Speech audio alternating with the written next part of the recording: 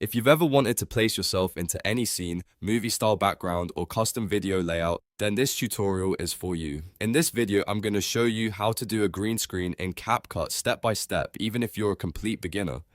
We'll import your media, stack the clips correctly, apply Chroma Key, and remove that green background so your subject blends naturally into the scene. And if this video helps you out, make sure to hit the like button and subscribe for more simple CapCut tutorials just like this. Alright, let's jump right in. First, open CapCut Desktop on your computer.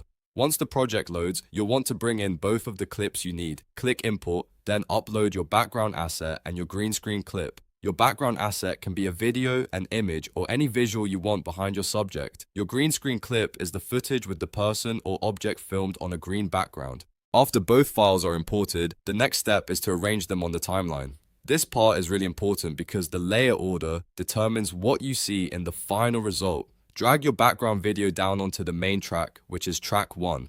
Then drag your green screen clip onto the track directly above it, which is track 2. So remember, the background goes on the bottom layer and the green screen footage goes on the layer above it. Once your clips are in place, click on the green screen clip in the timeline so CapCut knows which layer you want to edit. Now look over to the right-hand panel. From there, click the Video tab, then find Remove BG, or in some versions it may say Cutout. This is where CapCut gives you the tools to remove the green background from your clip. Inside that menu, check the box next to Chroma Key. As soon as you do that, CapCut will activate the Chroma Key effect and start removing the selected color from your footage. But it won't be perfect yet, because you still need to tell it exactly which color to remove. So now it's time to isolate the green.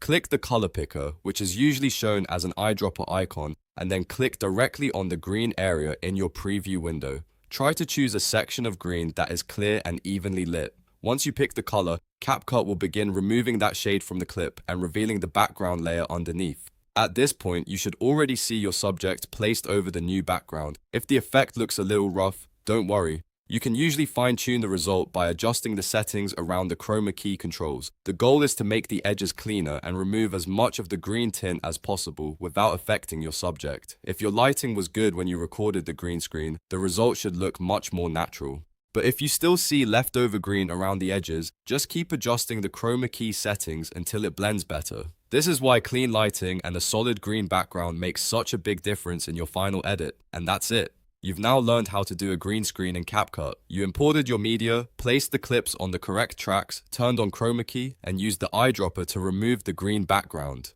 From here, you can add text, music, effects, or zooms to make your edit even more dynamic. If this tutorial helped you, please give the video a like, subscribe to the channel, and turn on notifications so you don't miss the next CapCut guide. Thanks for watching, and I'll see you in the next one.